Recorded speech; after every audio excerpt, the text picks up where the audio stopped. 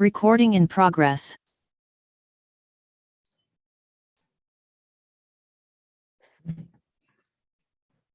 Bien, entonces hemos estado, bueno, la vez pasada vimos que existía otra cantidad, otra variable de estado, que es importante, bueno, va a ser importante por lo que vamos a estar viendo.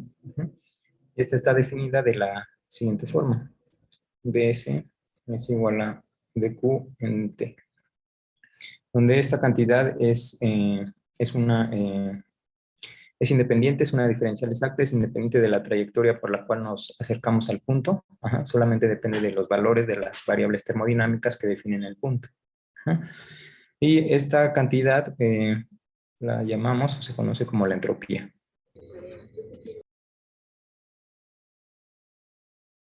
Sí. Vamos a ver cómo podemos obtener información de un sistema a través de la información que podemos obtener de la entropía.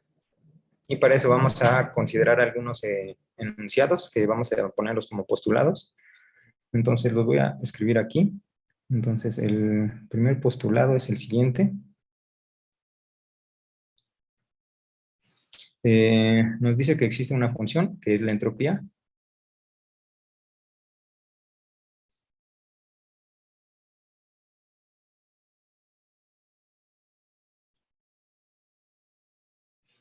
De los parámetros extensivos. Entonces la función es función de los parámetros extensivos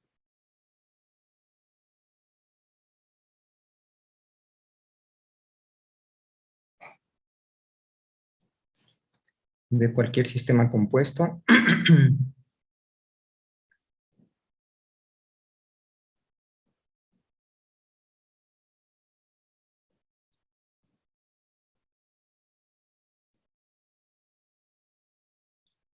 la cual está definida para todos los estados de equilibrio.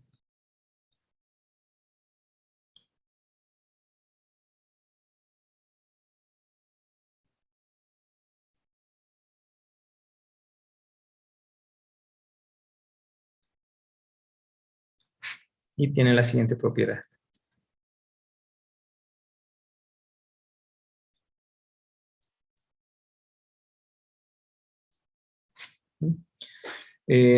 Los valores asumidos, o los valores que tienen,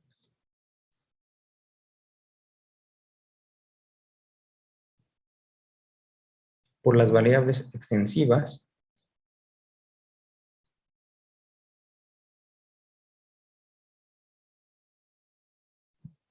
en ausencia de alguna constricción,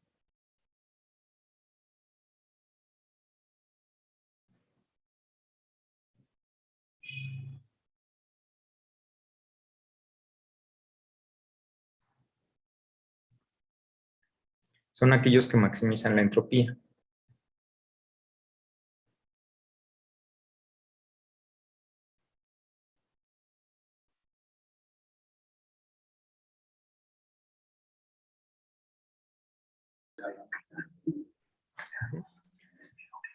Entonces nos dice este postulado eso, que para un sistema existe una función y esa función la vamos a llamar la entropía. Es función de los parámetros extensivos de cualquier sistema. Este sistema puede ser compuesto. Y está definida para todos los estados de equilibrio en los cuales puede estar el sistema. Y cumple la siguiente propiedad. Los valores de los parámetros extensivos de la cual es función esta función, la entropía, de la cual es función la entropía, son tales que van a maximizar la entropía. Entonces, la entropía es máxima para este estado. El siguiente postulado que vamos a poner es el siguiente.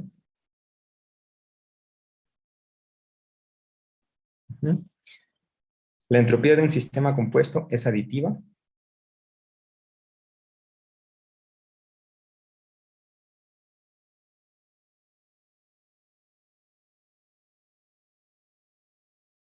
sobre los subsistemas que construyen al sistema.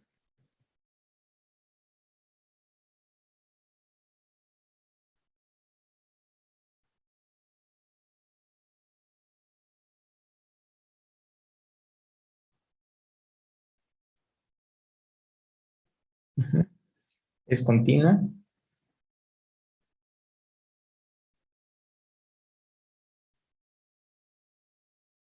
y diferenciable.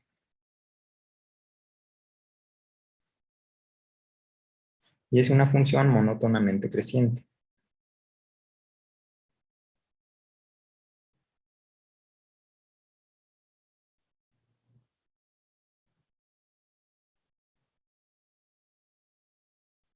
De la energía. ¿Sí? Entonces aquí tenemos muchísima información. Es aditiva. Entonces, si tenemos un sistema que está compuesto de subsistemas, el sistema está dividido en subsistemas, entonces la entropía total es la suma de cada una de estas. Y es una función y es continua y diferenciable. Ajá. Y además es una función que es monótonamente creciente como función de la energía. Entonces, ¿esto qué quiere decir? ¿Qué implica esto? La primero que nos dice es que la entropía es aditiva, ¿no? Entonces, si tenemos un sistema compuesto de diferentes subsistemas, en este caso simple dos subsistemas, entonces a podemos obtener la entropía de este sistema que llamamos la entropía del sistema 1 y la entropía del sistema 2. Entonces, la entropía del sistema total es la suma de las entropías individuales. Y en general, si tenemos n subsistemas que componen al sistema total, es la suma sobre todos los subsistemas. ¿Sí? Entonces, el hecho de que sea aditiva implica que la entropía la podemos calcular como la suma de las entropías sobre todos los subsistemas, que vamos a denotar como S alfa y sumado sobre todos los subsistemas. Eh, también, bueno, cada término de la suma, es decir, la entropía de cada subsistema, es una función de las variables extensivas, lo que nos dice el primer postulado. Entonces, la entropía de cada subsistema la podemos escribir de la siguiente forma. Para el subsistema alfa, esto va a ser una función que depende de la energía interna para el sistema alfa, del volumen para el subsistema alfa y del número de partículas o de moles para el subsistema alfa. Ajá. Y lo mismo bueno, esto es para el subsistema alfa, donde alfa corre desde 1 hasta el total de subsistemas que constituyan al total, el sistema total. Entonces, esto es lo que nos están diciendo estos postulados. Además, algo importante es que la entropía es una función homogénea de primer grado.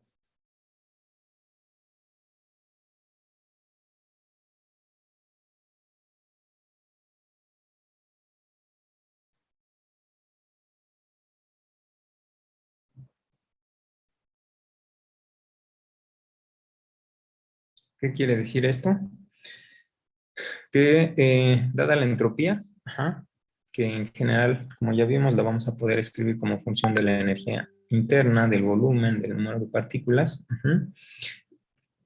tiene la siguiente propiedad. Si nosotros multiplicamos por un factor la energía interna, el volumen y el número de partículas, vamos a tener la entropía y ese parámetro o ese factor de escala lo vamos a llamar lambda. Entonces, lambda veces la energía interna, lambda veces el volumen y lambda veces n. Esto lo podemos escribir como, lo podemos escribir en términos de esta expresión, de la entropía que depende de la energía interna, volumen y n. ¿Sí? Entonces, esta relación de escalamiento toma esta forma. S de la energía interna, volumen y n. Este factor que incluimos aquí tiene esta forma, no aparece ahí. Entonces, la entropía cumple esta función de escalamiento. Si nosotros escalamos el sistema con un factor lambda, entonces vamos a tener lambda veces la energía interna, lambda veces el volumen, lambda veces n. La entropía de este sistema escalado por lambda es lambda veces la entropía que depende de la energía interna, volumen y n, el número de partículas. Entonces, esto quiere decir que la entropía sea una función homogénea de primer grado. Además, otra cosa que nos dice este postulado es que la entropía es una función monótona creciente de la energía. Eso quiere decir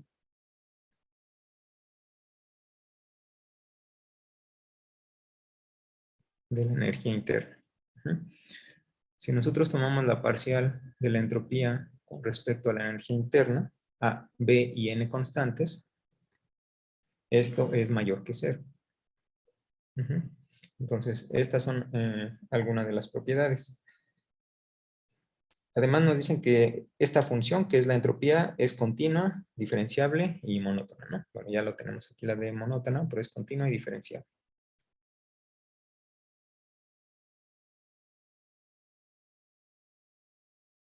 Y monótona.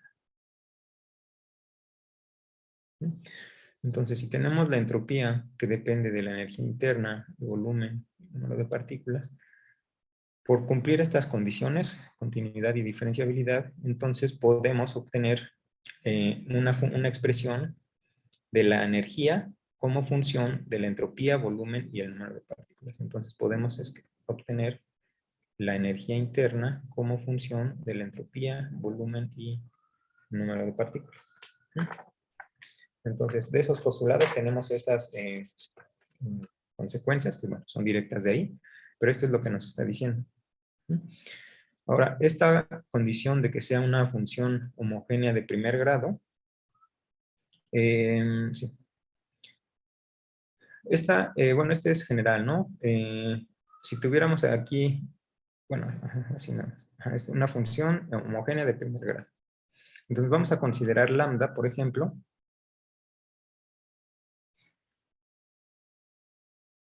Vamos a tomar lambda igual a 1 entre n. Ajá. Entonces, ¿qué nos queda en ese caso? En ese caso nos va a quedar que S de lambda, que es 1 entre n, entonces nos queda U entre n, B entre n y n entre n. Uh-huh. Esto es igual a lambda, que es 1 entre n por S de U, B y n. Uh-huh. Entonces, la entropía de este sistema para un mol o para n igual a 1, lo podemos escribir como en términos de la entropía para un sistema con n partículas o n moles. Entonces, esto lo podemos, y queda dado en términos de estas variables intensivas, que es la energía por mol y el volumen por mol, que habíamos definido como U igual a U entre N y B, que es el volumen entre N. Entonces, esto nos queda de la siguiente forma. La entropía, función de la energía por mol, del volumen por mol, y aquí n, que es un mol nada más, ¿no? Entonces nos queda de esta forma. Y esto, este n lo podemos poner de este lado, y nos va a quedar S de U, B y N. Entonces, y bueno, aquí como es solamente para n igual a 1, lo podemos omitir esta dependencia, y lo que nos va a quedar es que la entropía como función de la energía interna, volumen, y aquí n, número de moles, lo podemos escribir como el número de moles por la entropía que depende de las variables intensivas. Ajá, energía interna por mol, volumen por mol y esto. Entonces, esta es una consecuencia de que tengamos esta propiedad, que la entropía sea una función homogénea de primer grado. Otro postulado que vamos a poner es el siguiente. La entropía de cualquier sistema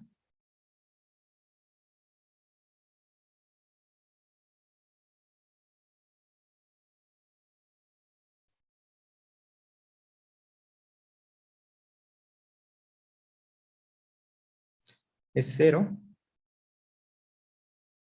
en el estado para el cual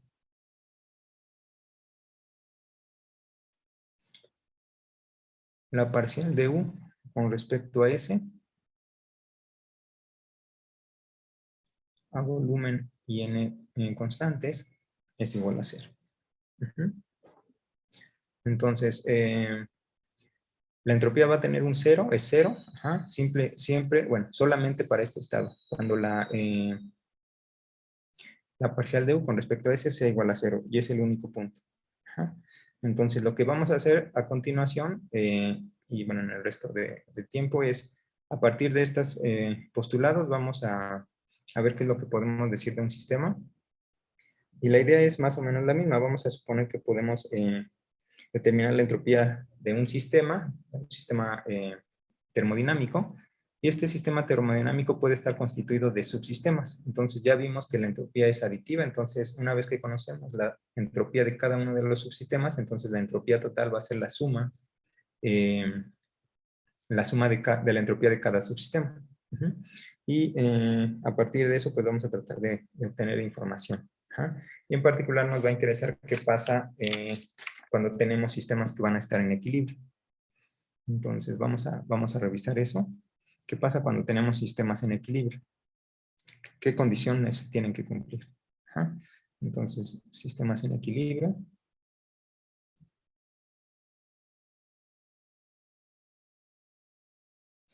Y vamos a ver los siguientes casos. Vamos a ver qué pasa cuando tenemos equilibrio térmico,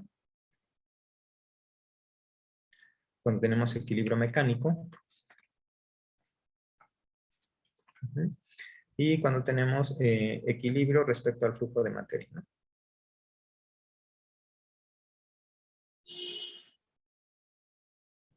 ¿Sí? Entonces, ¿qué tiene que ocurrir para que dados un sistema que está compuesto de varios subsistemas, eh, este sistema, nuestro sistema llegue a un equilibrio? ¿Qué condiciones se tienen que cumplir? Ajá, entonces vamos a revisar eso.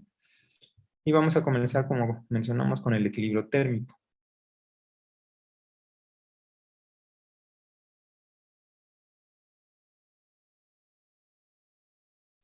Entonces vamos a considerar un sistema que va a estar cerrado y va a estar compuesto por dos sistemas simples.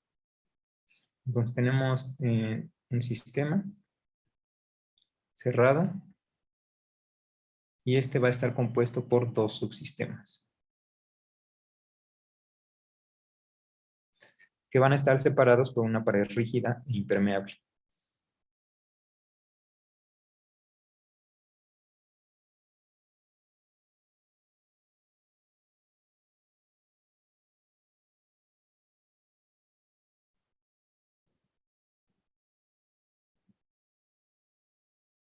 A la materia, ajá, no queremos que haya transferencia de materia entre los subsistemas,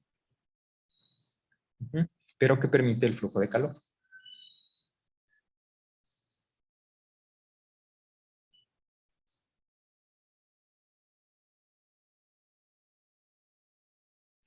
Entonces tenemos nuestro sistema que está cerrado, ¿sí?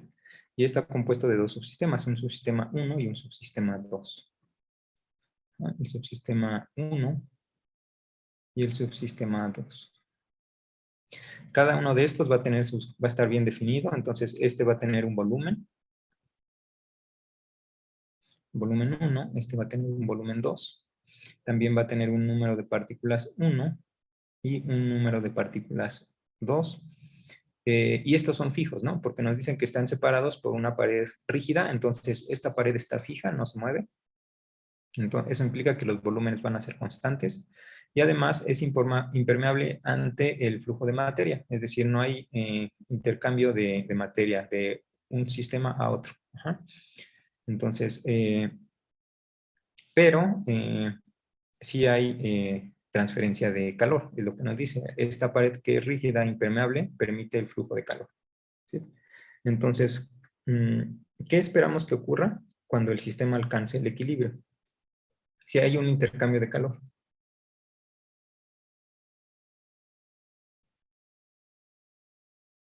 Este sistema, bueno, estos dos subsistemas también van a estar caracterizados por una energía interna, U1 y U2. Ahora, U1 y U2 van a ser diferentes, en general van a cambiar porque hay flujo de calor. Ajá, hay flujo de calor, entonces U1 y U2 van a cambiar. Pero ¿qué podemos decir de la energía interna de todo nuestro sistema? De la suma de U1 más U2. ¿Podemos decir algo de esto o no?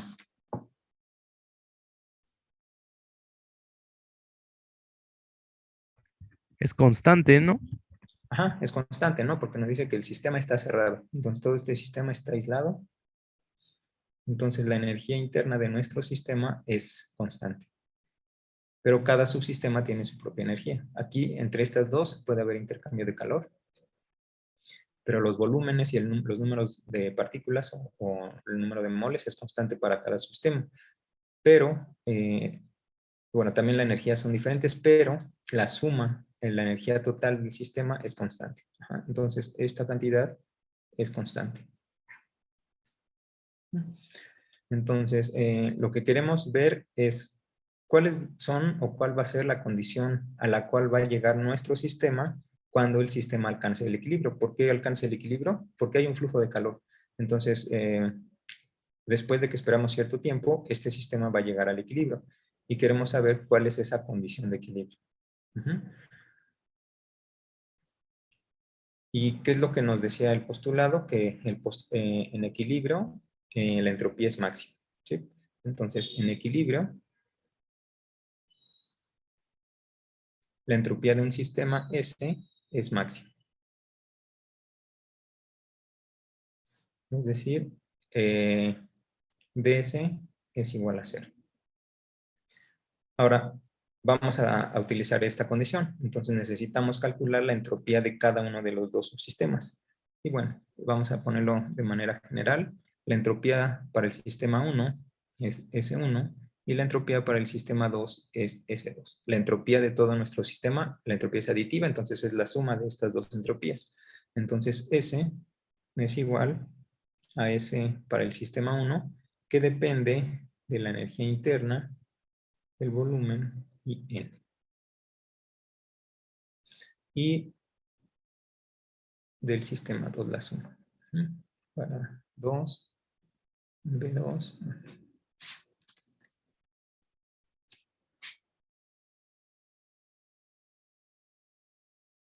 y N2.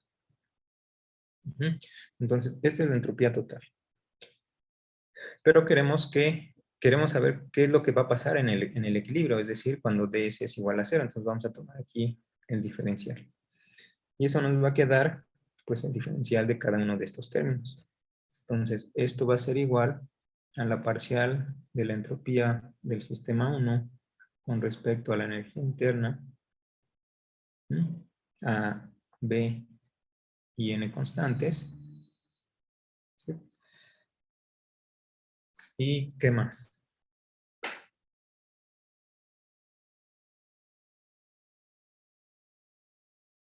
La parcial respecto de B. ¿Cómo? La parcial con respecto a B. Mm, No, perdón. Sí, ¿no? en principio No. sí, ¿no? En principio tendríamos que poner la parcial de S1 con respecto a B1 por dB1. Aquí a S, a U y N constantes. ¿Pero cuánto va a ser este término? 0. Ajá, ¿por qué ser? Porque dijo que era pared rígida. Ajá, exacto, es pared rígida y el volumen no cambia, ¿sí? Entonces, como el volumen no cambia, este término es 0. Y el otro término que también en principio debería aparecer es la parcial de S1 con respecto a N1 de N1, ¿sí? Entonces, pero este término también va a ser 0 porque no hay intercambio de materia entre los dos subsistemas. Entonces, este término y este término son 0.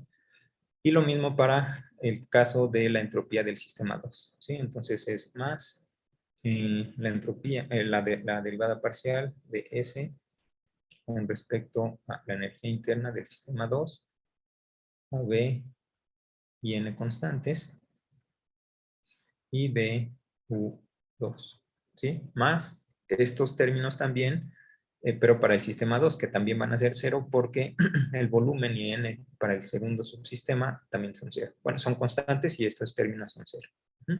Entonces solamente nos quedan este primer término y este segundo. Aquí ya no pongo los otros porque son 0, son exactamente de esta misma forma, pero son 0. Entonces tenemos esta relación. Además habíamos visto que la parcial de U con respecto a S, a B y N constante, esto era igual a T, a la temperatura. Entonces vamos a utilizar eso. Y aquí tenemos esto, ¿no? La parcial de U con respecto a S. Aquí es la parcial de S con respecto a U. Pero podemos usar el teorema de la función inversa. Y esto nos va a quedar simplemente 1 entre T. Entonces es 1 entre la temperatura del sistema 1 por D, el diferencial. Y este es 0, más este término, que es para el sistema 2, la parcial de S con respecto a U. Usamos nuevamente esta relación, más 1 entre la temperatura del cuerpo 2 por el diferencial de 2. Ahora, ¿qué podemos hacer más?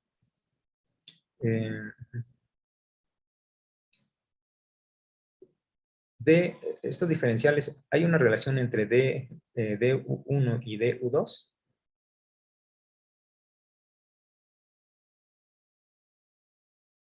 ¿Que su suma es constante? Sí, ¿y esa constante cuánto vale? Bueno, la energía del sistema 1 más la energía interna del sistema 2 es una constante, ¿no? Pero cuando tomamos de aquí la diferencial de U1 más la diferencial de U2, esto aquí es igual. 0.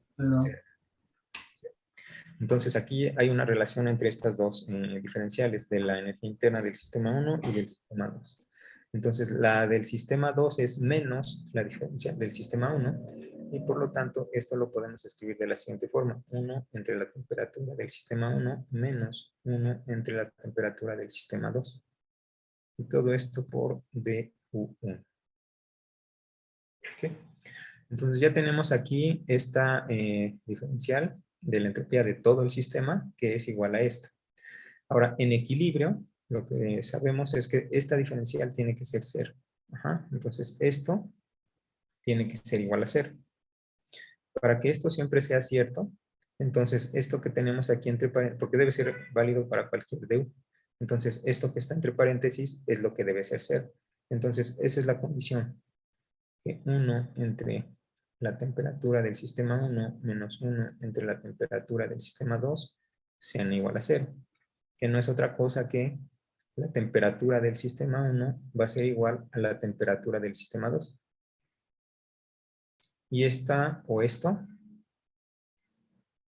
¿sí?, es la condición de equilibrio térmico, o sí, la condición de equilibrio térmico para este tipo de sistemas. Cuando tenemos un sistema compuesto de dos subsistemas donde no hay intercambio de partículas y esta pared es rígida, pero sí hay intercambio de calor. Cuando el sistema llega al equilibrio, usando esta condición, llegamos a que al final las temperaturas de los dos subsistemas, tienen que ser iguales, que es algo que esperábamos. Entonces, esta es la condición que se tiene que cumplir cuando el sistema alcanza el equilibrio térmico. Las temperaturas deben ser iguales. Y bueno, salió de esta relación. ¿Sí? Vamos a ver qué pasa, bueno, antes de eso.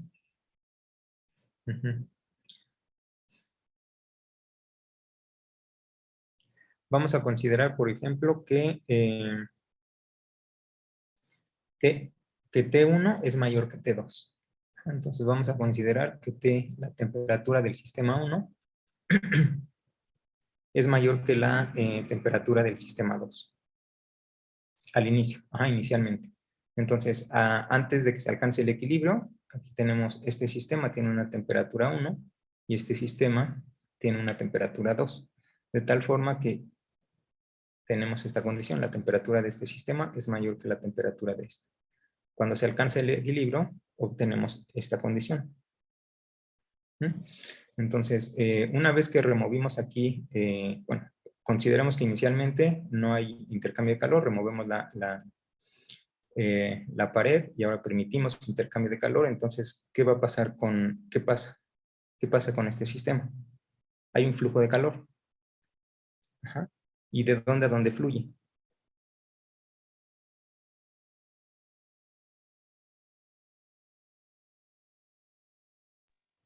Del 2 al 1. Ajá. ¿Del 2 al 1? ¿Ves, no? Sí,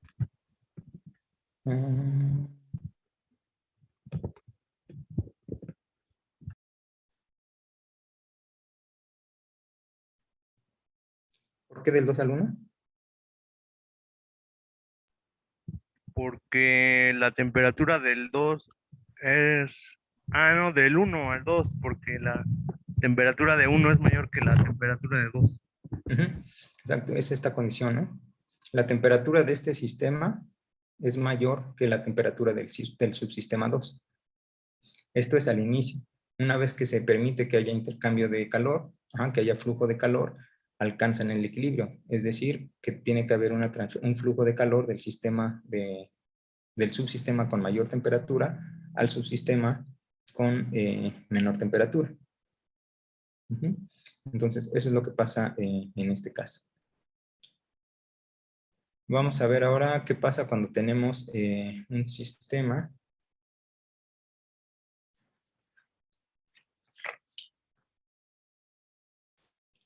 dos subsistemas y también estamos interesados en ver cuáles son las condiciones que se deben cumplir cuando alcanza un equilibrio mecánico.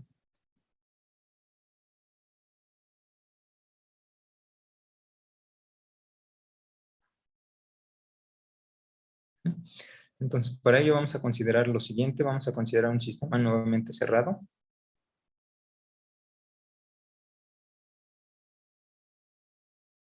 Que también va a estar compuesto de dos subsistemas.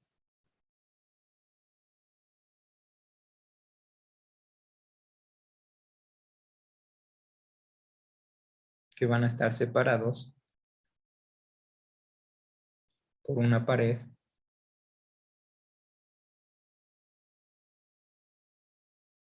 diatérmica.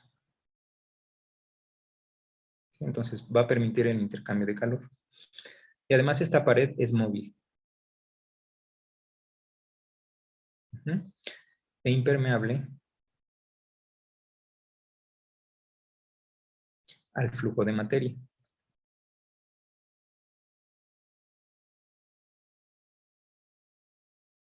¿Sí? Entonces, a diferencia de lo que teníamos aquí, en este caso teníamos un sistema aislado, compuesto de dos subsistemas.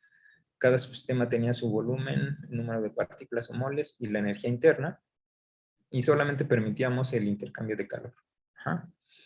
Una vez que alcanza el equilibrio, se tiene que cumplir esta condición, que las temperaturas deben ser iguales. Ahora lo que vamos a hacer va a ser, además de que haya intercambio de calor, vamos a permitir que esta pared se pueda mover. Ajá. Entonces, ¿cuáles deberían ser las condiciones una vez que el sistema alcanzó el equilibrio?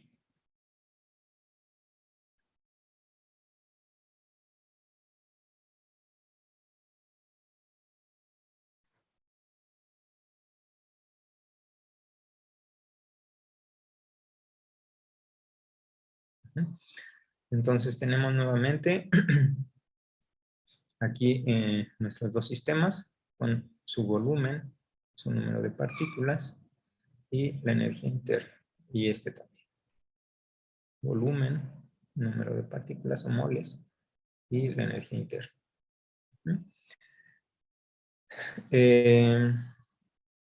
También sabemos que para cada sistema, para cada subsistema, podemos determinar la entropía para el sistema 1 y para el sistema 2. Lo que nos dice es, el sistema está cerrado nuevamente, entonces todo el sistema está aislado.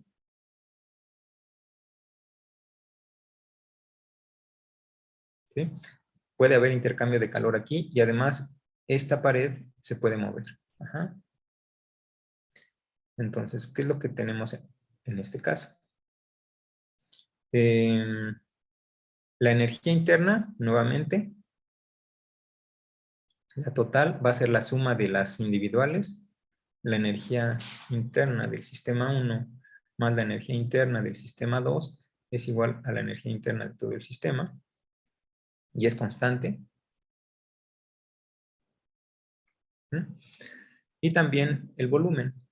El volumen del sistema 1 va a cambiar porque esta pared se va a estar moviendo. Entonces el volumen 1 va a cambiar. El volumen 2 también va a cambiar. Pero lo que podemos decir es que el volumen total sí se mantiene constante. Es decir, que la suma del volumen del subsistema 1 más el volumen del subsistema 2 es una constante. Entonces, esta es la nueva restricción que se tiene. En el caso anterior solamente teníamos que la suma de la energía interna era una constante, ahora tenemos también el volumen total es una constante. Ahora, ¿qué debe pasar cuando este sistema alcance el equilibrio? Nuevamente debemos tener que ds es igual a 0, ¿sí? Donde las entropías de cada subsistema, la entropía, le voy a poner I,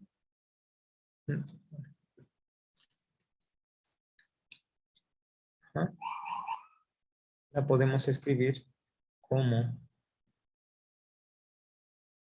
una función que va a depender de la energía interna, del volumen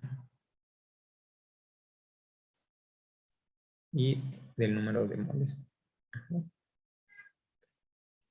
Y aquí va desde 1 a 2, ¿no? Porque es para el sistema 1 y para el sistema 2.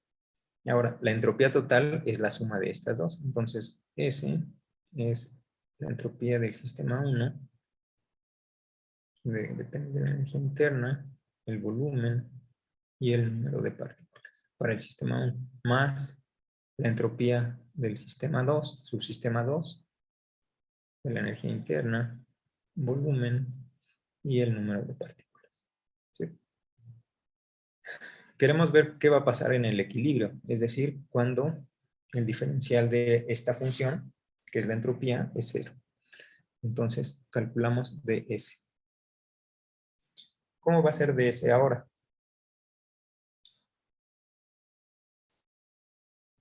Va a ser la parcial de la entropía del sistema 1 con respecto a U1, perdón, a B y N constantes,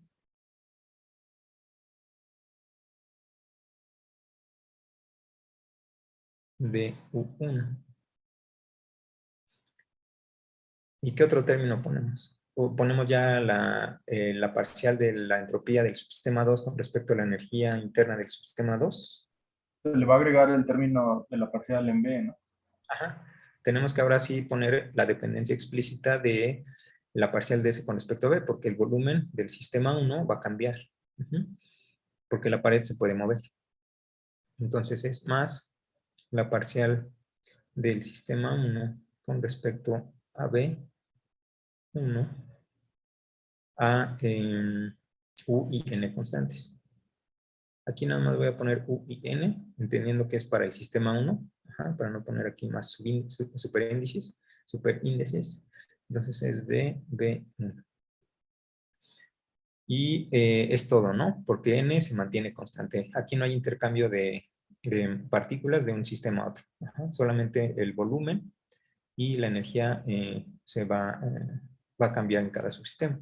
Entonces es todo. Y ahora incluimos o ponemos la parcial, las mismas parciales, pero para el sistema 2. Entonces vamos a tener la parcial de la entropía del sistema 2 con respecto a la energía interna del sistema 2.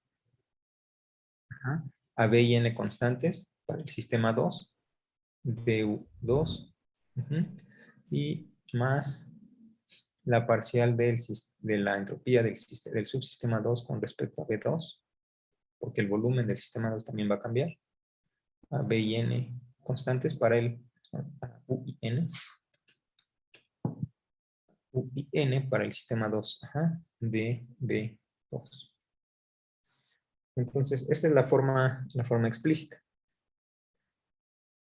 Aquí podemos hacer uso de lo que hicimos, de esta expresión, que ya sabemos. ¿Mm?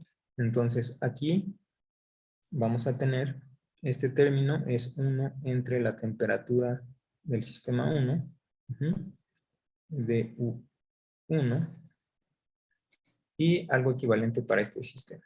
Lo voy a poner aquí enseguida, más 1 entre la temperatura del subsistema 2 de U2. Pero nos faltan estos dos términos. Y para estos dos términos, ¿qué relación podemos usar?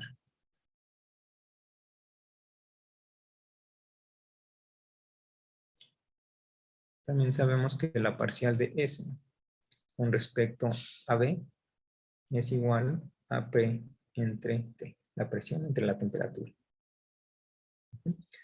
Y son los que aparecen aquí. La parcial de S con respecto a B del sistema 1 a energía interna y N constantes. Aquí también está N, U y N. ¿Sí? Entonces nos queda lo siguiente. Esto es la presión del sistema 1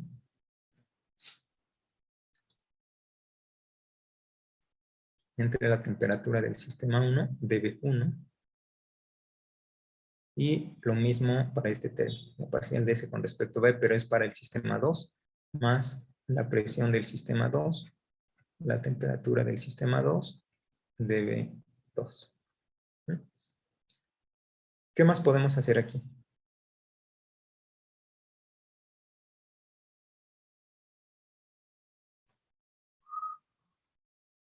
Recordar que el volumen total es constante y igual la energía es constante total. Ajá, exactamente esto que tenemos aquí. Que la energía interna es la suma de las energías de los subsistemas y es constante. Y el volumen total también es del volumen de los subsistemas 1 y 2 y también es constante.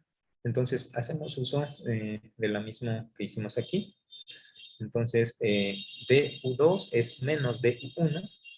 Entonces esto nos va a quedar 1 entre T1 menos 1 entre T2 por dU1, ¿sí? Porque dU2 es menos dU1 y es este menos que aparece aquí.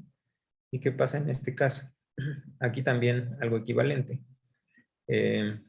Si tomamos el diferencial nos va a quedar dB1 más dB2 es igual a 0 de esta expresión. Entonces dB2 es menos dB1. Entonces hacemos uso aquí también. dB2 lo ponemos como menos dB1 y factorizamos dB1 como lo hicimos aquí. Entonces es la presión del sistema 1 entre la temperatura del sistema 1 menos la presión del sistema 2 entre la temperatura del sistema 2 y todo esto por dB2, dB1. Entonces, esta es la expresión que obtenemos. ds es igual a esto. Pero lo que sabemos es que en equilibrio, una vez que se alcance el equilibrio, esto debe ser igual a 0. ¿Sí? Y como esto debe ser cierto para todo D1 y para todo dB1, entonces los coeficientes son los que tienen que ser igual a 0. Esto debe ser igual a 0 y esto también debe ser igual a 0. Esta condición simplemente nos dice que una vez alcanzado el equilibrio, la temperatura 1 debe ser igual a la temperatura 2, que es la misma condición que obtuvimos aquí. Porque hay flujo, hay intercambio de calor, lo mismo que aquí. Esta condición, ¿qué es lo que nos dice? Las presiones también tienen que ser iguales, ¿no? La presión 1 con la presión 2. Ajá, exactamente. Ya que T1 es igual a, bueno, en equilibrio T1 es igual a T2, entonces aquí podemos factorizar un T. Y para que este término sea 0, necesariamente las presiones deben ser igual a 0. Entonces, esta condición, bueno, estas dos condiciones nos dicen que la temperatura del sistema 1 debe ser igual a la temperatura del subsistema 2 y que las presiones, la presión del sistema 1 es igual a la presión del sistema 2. Entonces, estas son las condiciones que se deben de cumplir cuando tenemos se alcanza el equilibrio mecánico. Y mecánico es porque se permite que la frontera se mueva. Entonces, como hay intercambio de calor, en equilibrio las temperaturas deben ser iguales y al ser móvil la pared, cuando se alcanza el equilibrio, las presiones deben ser iguales. Pero todo viene de esta condición.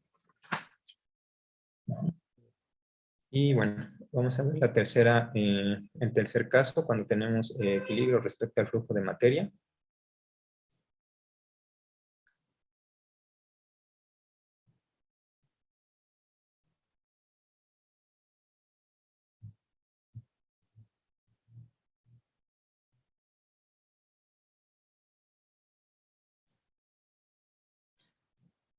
Entonces, nuevamente vamos a considerar un sistema que está compuesto por dos subsistemas.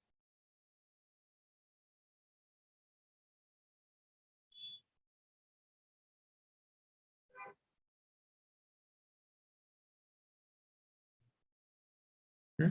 Que están conectados por una pared rígida. Ahora tenemos una pared rígida.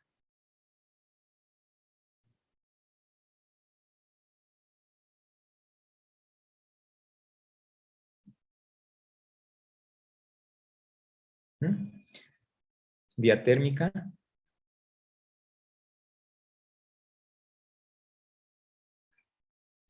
Y que va a ser permeable a las partículas.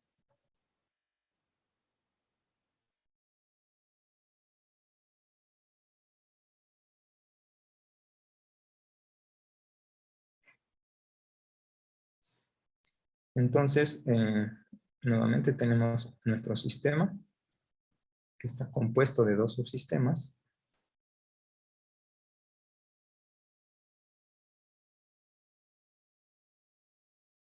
El sistema 1 está caracterizado por una energía interna, un volumen y un número de partículas.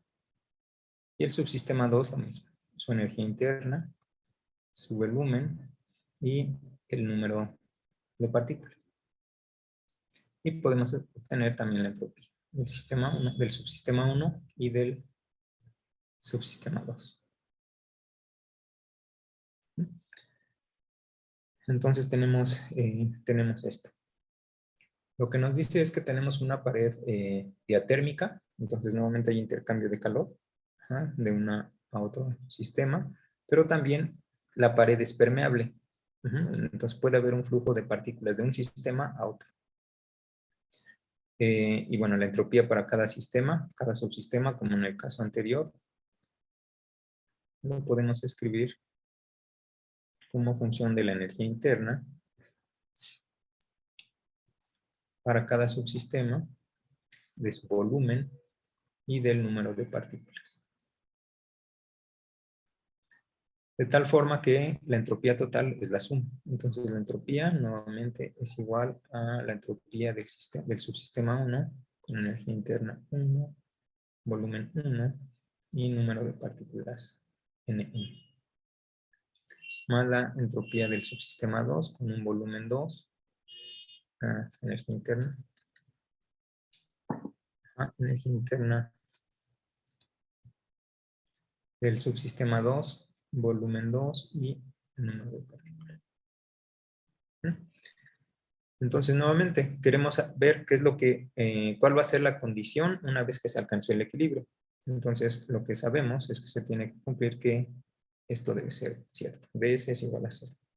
Y nuevamente hacemos el mismo procedimiento. Entonces, ds, ahora que va a ser igual. Hay intercambio de calor, entonces la energía interna va a estar cambiando. Entonces, vamos a tener el mismo término que en los casos anteriores. La parcial de S con respecto a U1, a B y N constantes de U1. ¿Y qué más?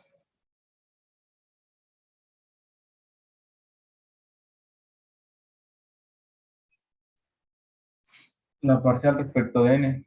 Ajá, exactamente. Más la parcial de S con respecto a N para el sistema 1. Ajá. A, U y B constantes de N1. Y la parcial con respecto a B de B, esto lo podemos poner, pero es 0. Ajá, ahora en este caso no permitimos que haya que se mueva la pared. Los volúmenes individuales son constantes.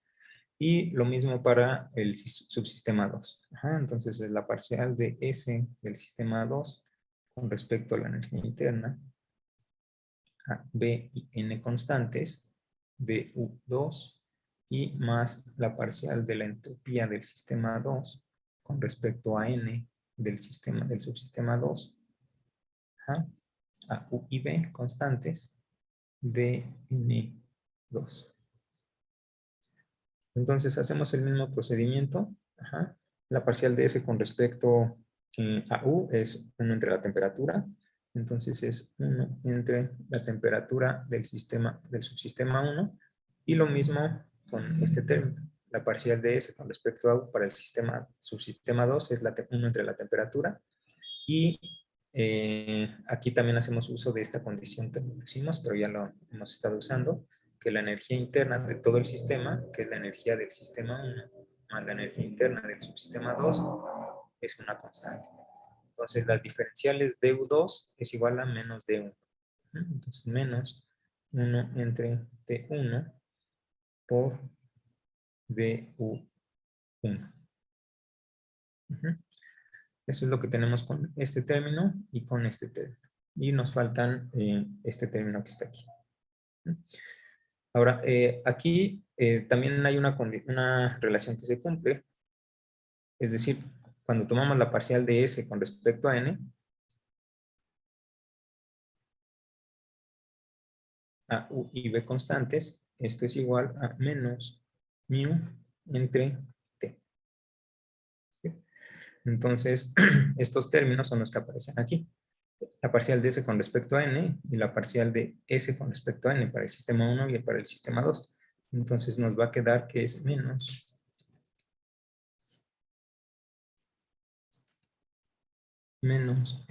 la parcial de S para el sistema del sistema 1 entre T del sistema 1 de N1 y menos del sistema 2 entre T del sistema 2 de N2. ¿Cierto? Ahora, ¿cómo podemos relacionar estos dos términos? De tal forma que obtengamos algo de esta forma. El número total de partículas es constante, ¿no? Ajá.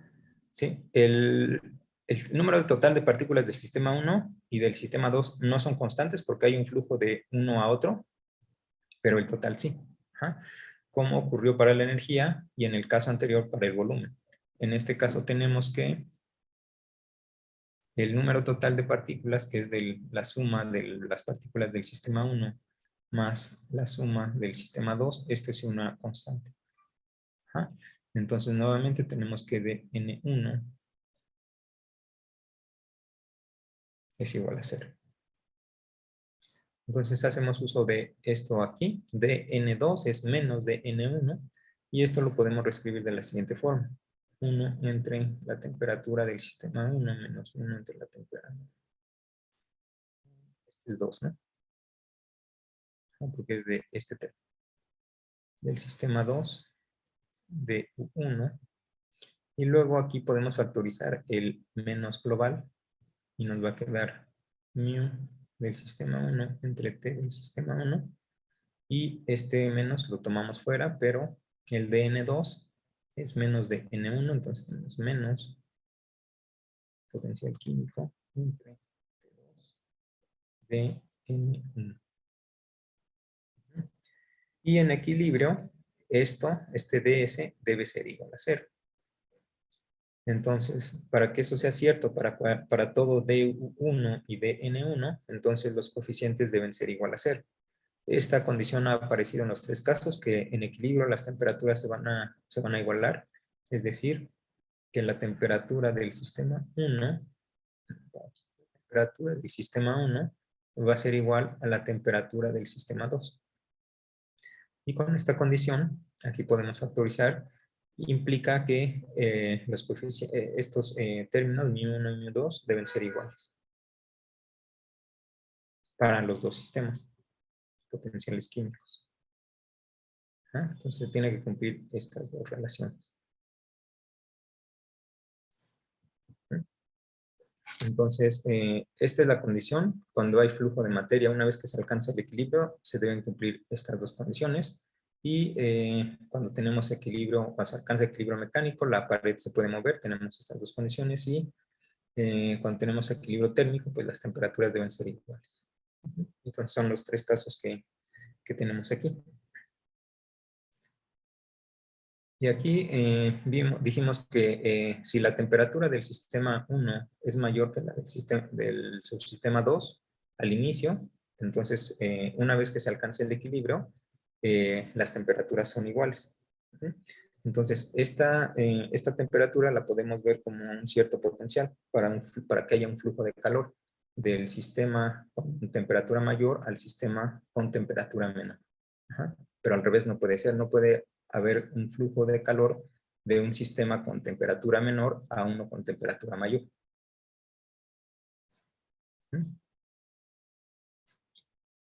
Ajá, y aquí, entonces, esta temperatura lo podemos ver de esa forma, ¿no? Como un potencial para un flujo de calor.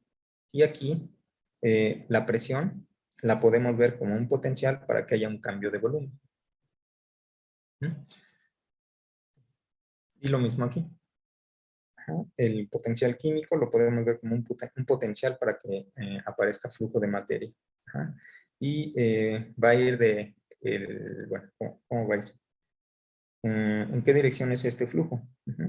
ds, pues es esto. Ajá. En el equilibrio térmico, este término es 0.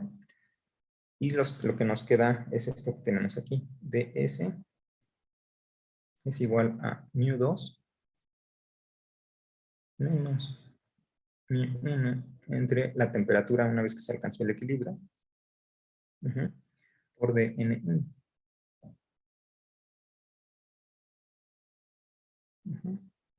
Y vamos a suponer que al inicio μ1 es mayor que μ2.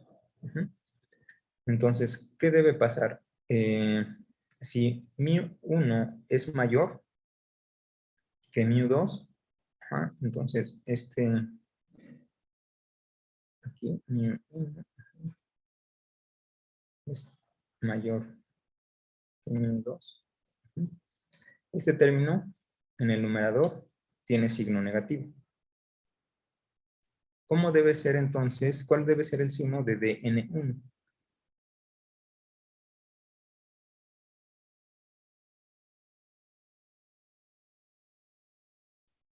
Recordemos que ds tiene que ser positivo.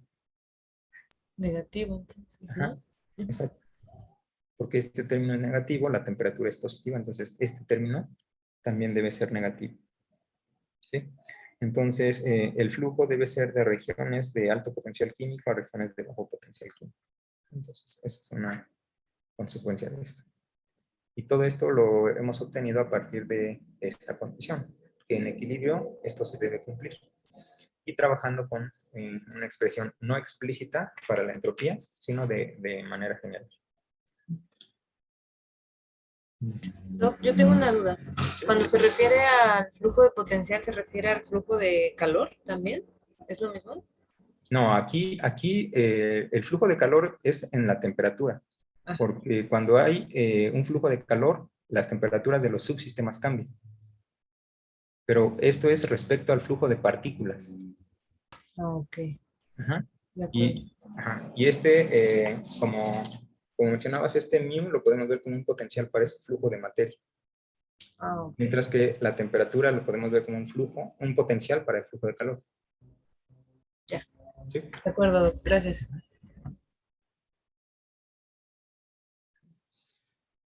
Ok. Entonces, otras cosas que habíamos visto que se cumplía, bueno, de los postulados, es que en un estado de equilibrio, cuando un sistema alcanza su equilibrio, la entropía debe ser máxima. Es lo que habíamos visto. Entonces, en un estado de equilibrio,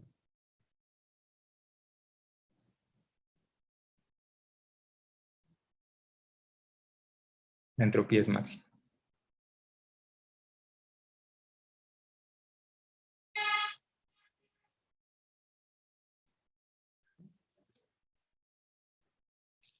Esto es respecto a la entropía. Si trabajamos con la entropía va a ser máxima. Sin embargo, como dijimos, si nosotros tenemos la relación de la entropía como función de la energía interna, el volumen y el número de partículas, y esta función nos dicen que es continua, diferenciable, monótonamente creciente, entonces siempre podemos escribir U como función de la entropía, el volumen y el número de partículas. ¿Sí? Entonces, el postulado que vimos al inicio nos dice que en el equilibrio la entropía es máxima. Sabemos información de esto. Pero ¿qué pasa si en lugar de tener una expresión para la entropía tenemos una expresión para la energía? ¿Qué se debe cumplir en un estado de equilibrio, pero no sobre la entropía, sino sobre la energía interna? Entonces vamos a analizar qué pasa en estos casos. Entonces, lo que sabemos es que la parcial de S de la entropía con respecto al volumen,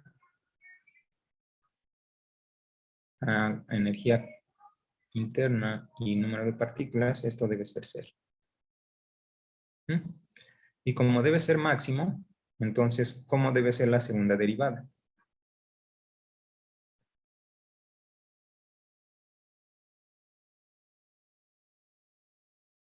Positiva. En un máximo, ¿cómo es la segunda derivada? Negativa. Ajá, negativa, ¿no? Entonces, como debe ocurrir un punto extremo, entonces esta se debe cumplir. Ahora, ese punto extremo tiene que ser un máximo, por lo tanto, esta es la otra condición, ¿no? Bueno. Entonces, vamos a tomar la relación que... Aquí tenemos una función. Sí.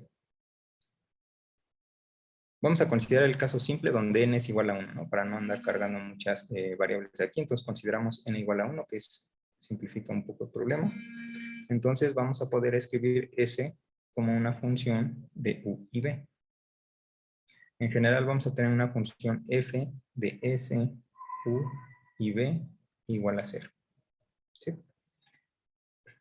Cuando tenemos una función, ahorita regresamos aquí, cuando tenemos una función que depende de x, y y z igual a 0, siempre se cumple la condición de derivadas parciales, que es vimos este caso para el caso particular, de presión, volumen y temperatura, pero se va a cumplir una relación de producto de las derivadas parciales, que es la parcial de x con respecto a y, por z constante, por la parcial de y, z, sí, a x constante, por la parcial de z a x, y a y constante, y este es igual a menos 1. Entonces, esta relación se va a cumplir. Entonces, si nosotros tenemos aquí una expresión de este tipo, que es una función que depende de S, U y B, entonces se tiene que cumplir esta relación para las variables S, U y B. Entonces, ¿qué es lo que obtenemos en este caso? Vamos a obtener algo así como la parcial de U con respecto a B, a S constante, sí, por la parcial de B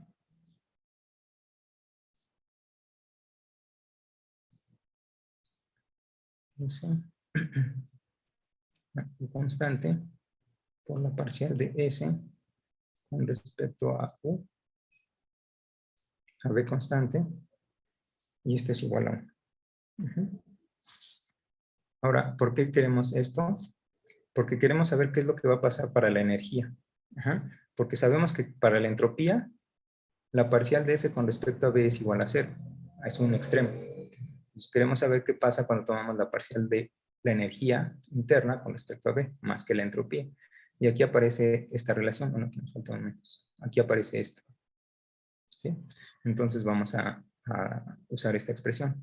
Entonces la parcial de la energía interna con respecto a B a S constante es igual a menos 1 entre la parcial de B con respecto a S a energía interna constante o la parcial de S con respecto a U a B constante. Y esta expresión que tenemos aquí, la parcial de B con respecto a S a U constante, la podemos escribir como sí, la parcial de B con respecto a S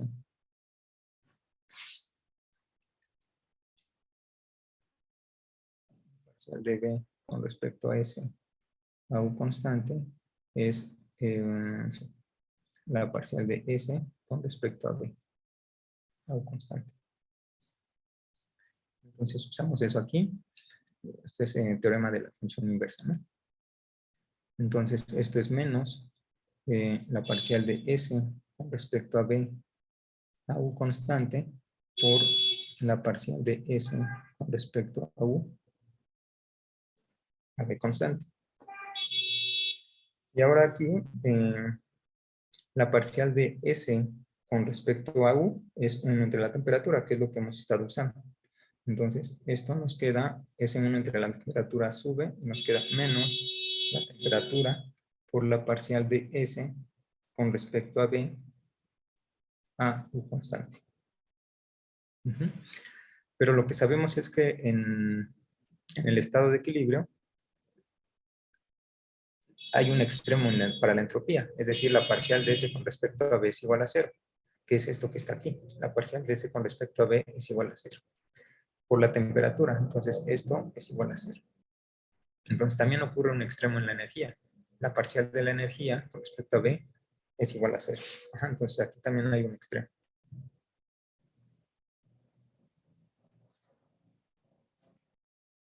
Ahora, ¿cómo es este extremo? ¿Qué podemos decir de este extremo?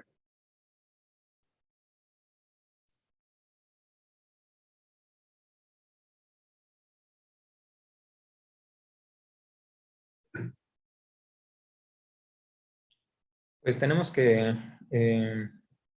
saber cuál es el signo de la derivada, de la segunda derivada, ¿no? Si nosotros calculamos ese signo, el signo nos va a decir si ese extremo es máximo o mínimo. Entonces vamos a calcular esta segunda derivada de la parcial de U con respecto a B y vamos a llamar esto P. ¿Sí? Entonces, nada más para simplificar notación. Entonces necesitamos calcular la parcial con respecto a B de P.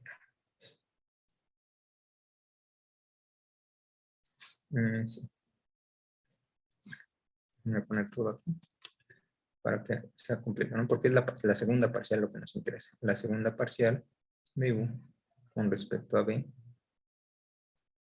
a ese constante. Que es la parcial de B de P a ese constante. Ahora, esta expresión P es una función de qué variables. Depende de U y depende de B. ¿Sí? Entonces, esta P, lo voy a poner explícitamente,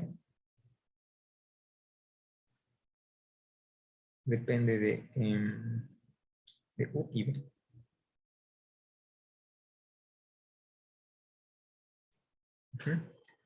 A ese constante. Entonces vamos a tomar esta parcial.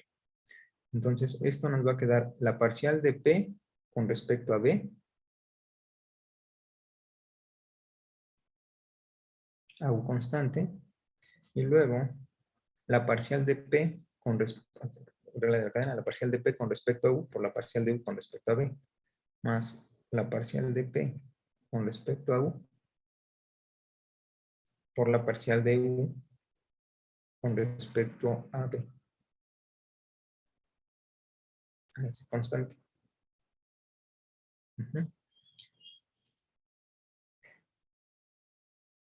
¿Y qué podemos decir aquí?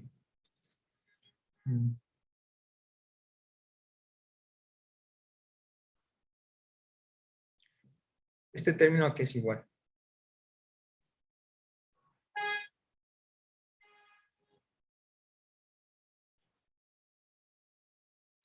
Ok. ¿A qué? A P, ¿no? Ajá. Pero P es la parcial de U con respecto a B, que es la condición de que de que hay un extremo para la energía en el punto de equilibrio, en el estado de equilibrio, que esto nos dio que es igual a cero. Entonces, todo este término es cero. Y nos queda simplemente la parcial de P con respecto a B para la segunda parcial. Entonces tenemos la parcial de P con respecto a B. Ok. Ese. Entonces, ¿qué tenemos? La parcial de P con respecto a B. Esto es lo que queremos calcular, esto nos interesa. La parcial de P con respecto a B a U constante. Y P, pues es esto, la parcial de U con respecto a B.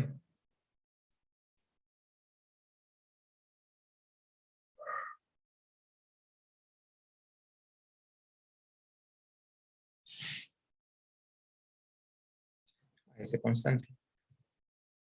Y podemos usar nuevamente esta relación. La parcial de U con respecto a B es este término. Pues esto que tenemos aquí, ¿no? La parcial de S con respecto a B entre la parcial de S con respecto a U con signo negativo. Entonces, esto es igual a la parcial con respecto a B de todo esto. La parcial de S con respecto a B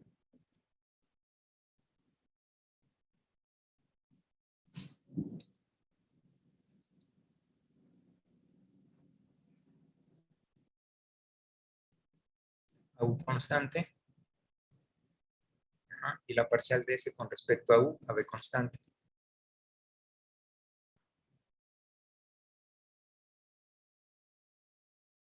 A B constante. Y tomamos la derivada de esto. Entonces, va a ser la segunda derivada parcial de S con respecto a B entre este término. Entonces vamos a tener la segunda parcial. La segunda parcial de S con respecto a B a U constante entre la parcial de S con respecto a U a B constante. Y luego más la parcial de S con respecto a B a U constante por la parcial de esta, ¿no? Del denominador. Y eso nos va a quedar, bueno, aquí falta, este menos que faltó, ¿no? Está aquí. Entonces aquí hay un menos global. Y este está aquí. Y aquí también hay un menos. Así. Entonces derivamos el numerador. Nos queda dividido entre el denominador y luego tenemos el numerador y derivamos el denominador. Entonces, eso nos va a quedar la segunda derivada con respecto de S con respecto a U y con respecto a B.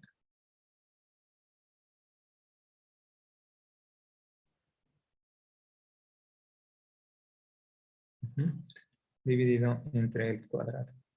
La parcial de S con respecto a U. Constante. Y como aquí derivamos el denominador, tenemos un signo negativo y esto nos queda más. ¿Qué podemos hacer aquí? ¿Se puede simplificar algo o no? Está bastante feo, pero ¿qué podemos simplificar aquí?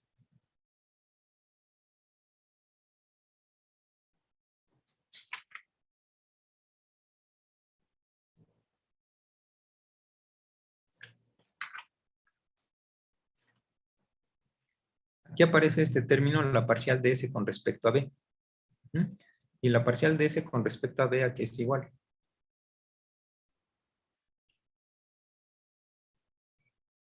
A cero. A cero, ¿no? porque es la condición de que exista un extremo en la entropía. Entonces, la parcial de S con respecto a B, todo este término es 0. Ya se simplificó bastante. Y lo que nos queda es este término, la segunda parcial de S con respecto a B y la parcial de S con respecto a U. Y la parcial de S con respecto a U es 1 entre la temperatura. La parcial de S con respecto a U es 1 entre la temperatura y esto nos queda menos T, este 1 entre la temperatura, tenemos a la temperatura en el numerador y nos queda la temperatura por la segunda parcial de S con respecto a B.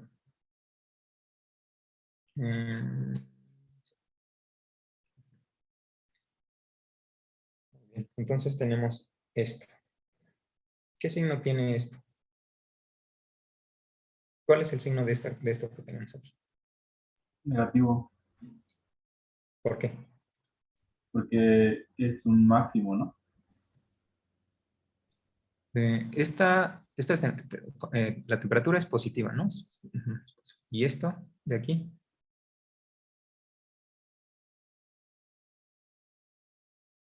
Eso es negativo, ¿no? Es lo que habíamos visto de la condición de que es un máximo. Ajá, exactamente. Dijimos que en el estado de equilibrio, la entropía tiene un extremo, que es esta condición, y ese extremo es un máximo, ajá, que es esta condición. Es decir, la segunda parcial de la entropía con respecto al volumen es negativa. Entonces, esto es negativo, es esto que tenemos aquí, la segunda parcial de S con respecto a B, esta parte es negativa. Entonces, esto es negativo, esto es positivo y esto es negativo. Entonces, todo tiene signo positivo. Entonces, ¿qué podemos decir del extremo que tiene la energía cuando el sistema alcanzó el equilibrio?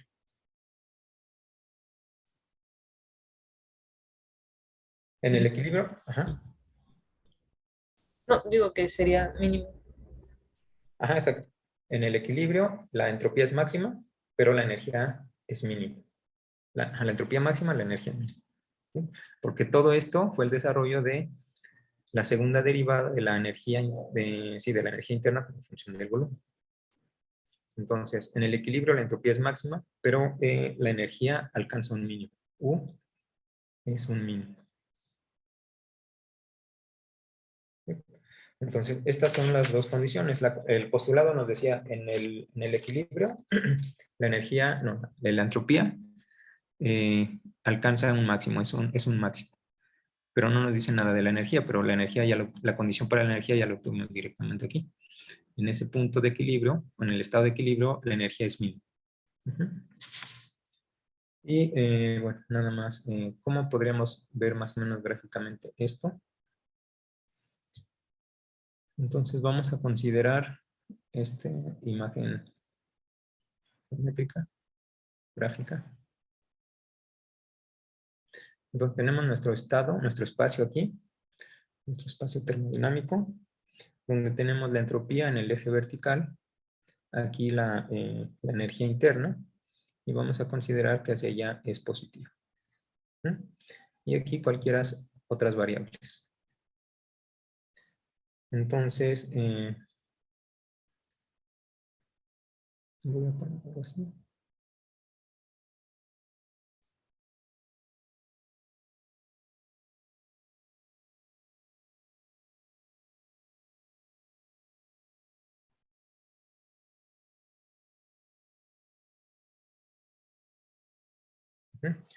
Entonces, en esta superficie están definidas, son los estados del sistema, ¿no? Para cada punto sobre la superficie, la entropía, la energía interna.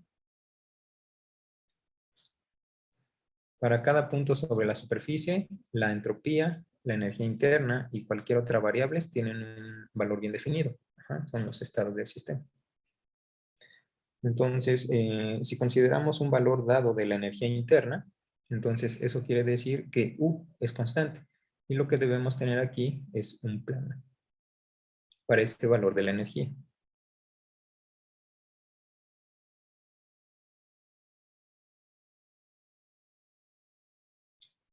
Y este plano, pues va a cortar a la superficie en esta región. ¿Sí? Entonces, para un valor dado de la energía interna, entonces ya es fija la energía interna, el sistema alcanzó el equilibrio, la entropía debe ser tal que debe alcanzar el máximo, un valor máximo. Y por el contrario, si consideramos que tenemos un valor de la entropía dada, entonces S es fija a un valor dado. Bueno, voy a poner aquí. Este es el valor para una energía interna fija, o 0. Eso quiere decir que la entropía debe ser máxima. Y si fijamos el valor de la entropía a un valor dado, ese 0, por ejemplo, entonces como la entropía es constante, debemos tener aquí también un plano, pero ese plano va a ser paralelo al plano XU.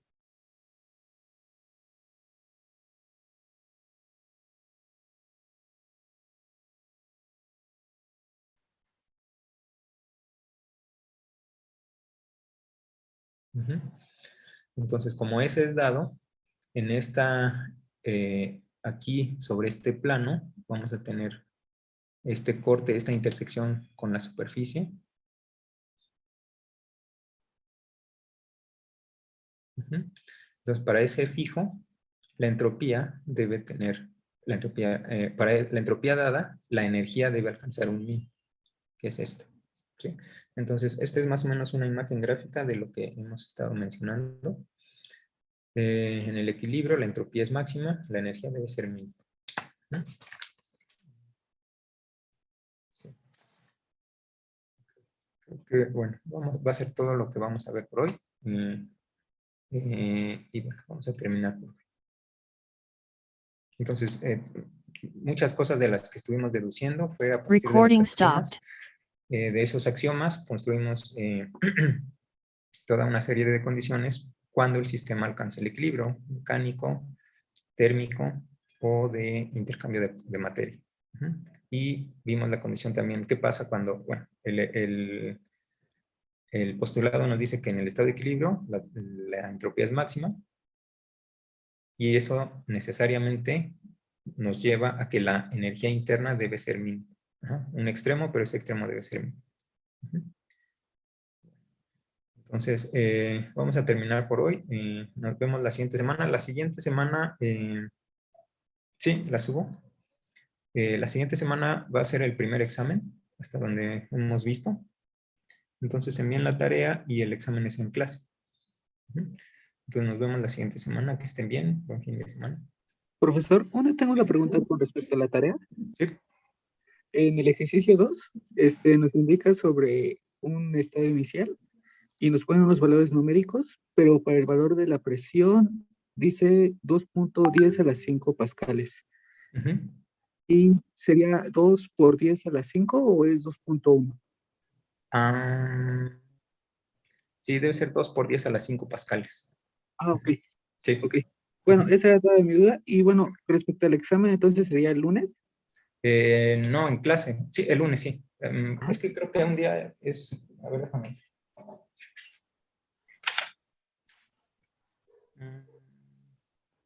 El lunes es feriado, ¿no? Sí, exacto, es lo que estaba acordando. El lunes es feriado. Ok. Entonces sería el miércoles en clase. Perfecto. Gracias, profesor. Sí. Bueno, entonces nos vemos la siguiente semana. Que estén bien. Hasta luego. Hasta luego. Hasta luego.